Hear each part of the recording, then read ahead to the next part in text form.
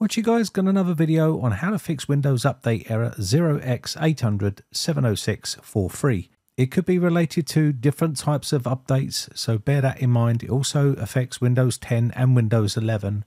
But when you're opening up Windows Update, you will get this error code here. But you can see the error code is up the top and it's related to a KB file.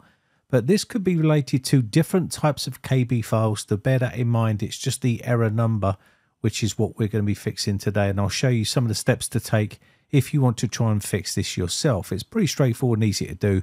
Just follow the guide and hopefully you'll be back up and running in no time. So the first thing to remember is you can always try to download the actual update file yourself and try to update it on the system manually to see whether it will go through, because sometimes there might be an issue there with the automatic updates. So do a search on Microsoft Update Catalog for the actual KB file. You can see you can do a search up the top for any type of KB file that is kicking up that error code, and hopefully you'll be able to download it manually here and basically run that on the system and get it installed, and hopefully it will go through and that error code will go away.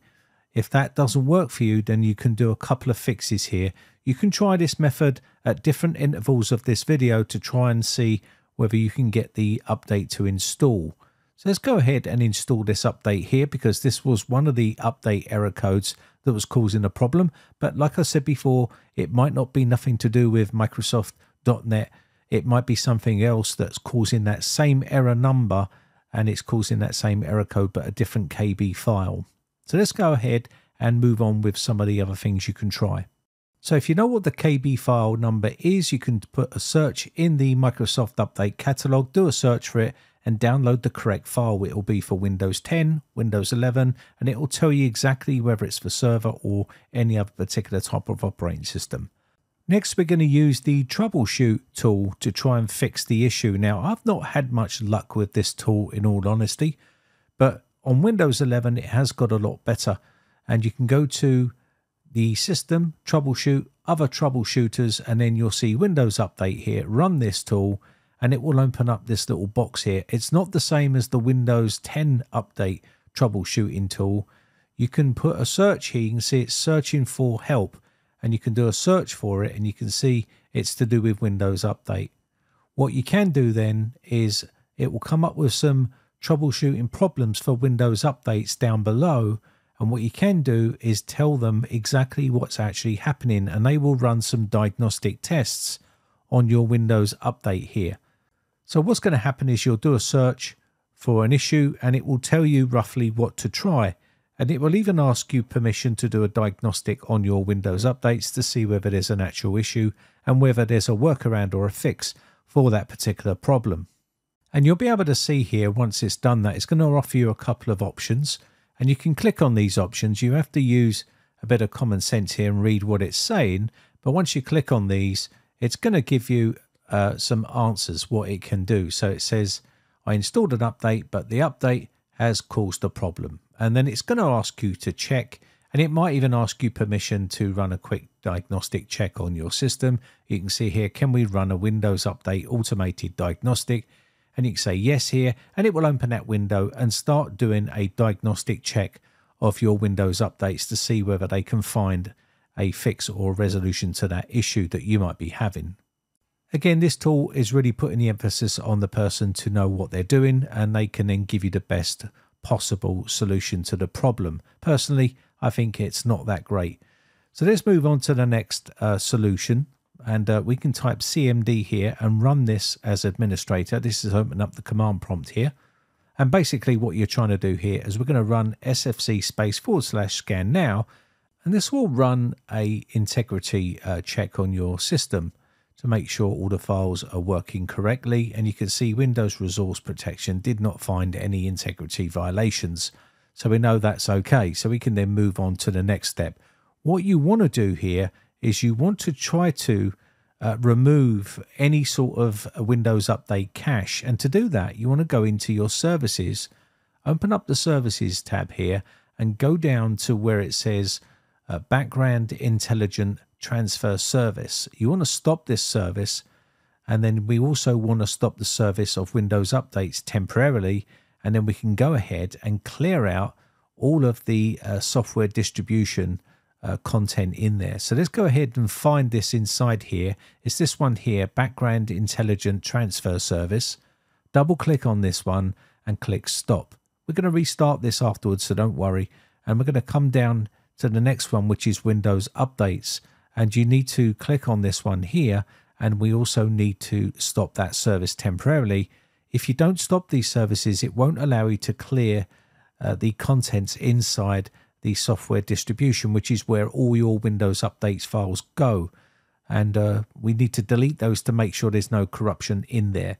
So we're going to go to the File Explorer, then go to this PC, then your C drive, then we're going to go Windows, and then look for Software Distribution.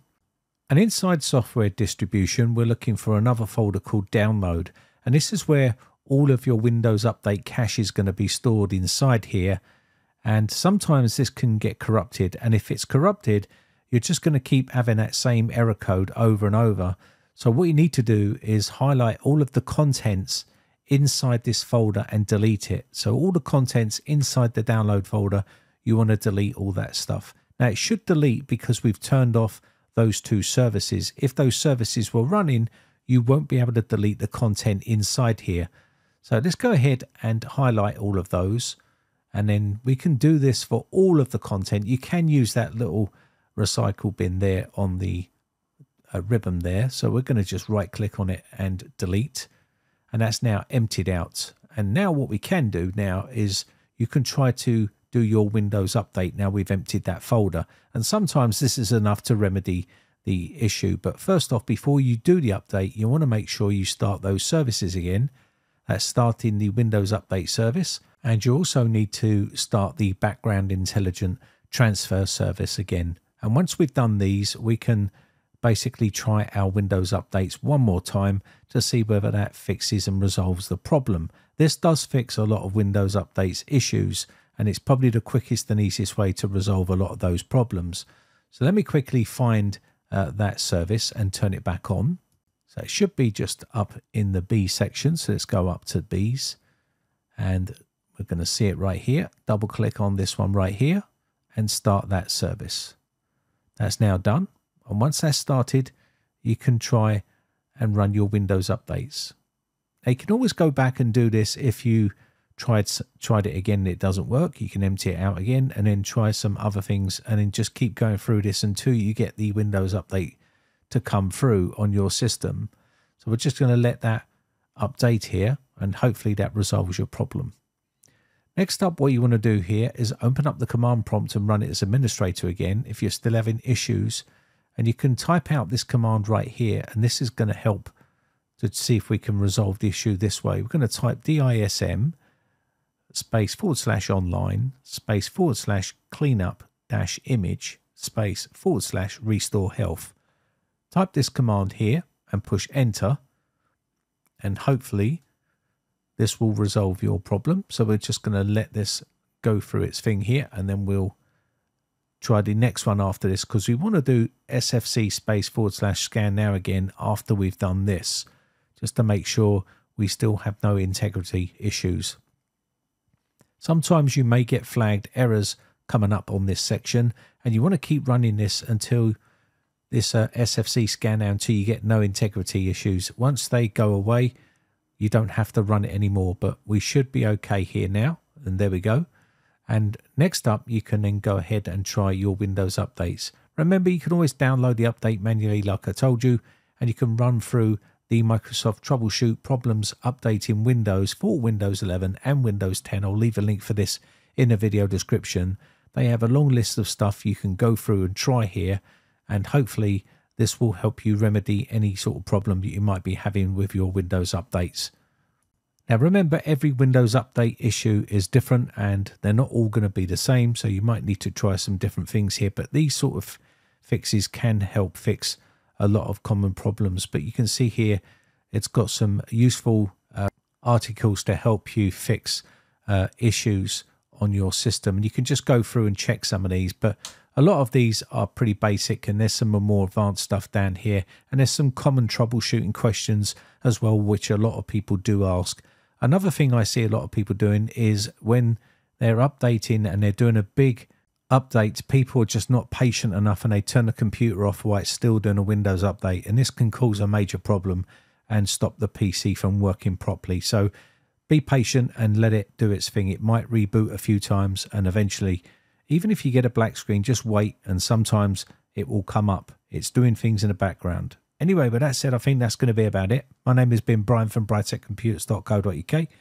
I shall catch you in the very next video. Thanks again for watching. Bye for now.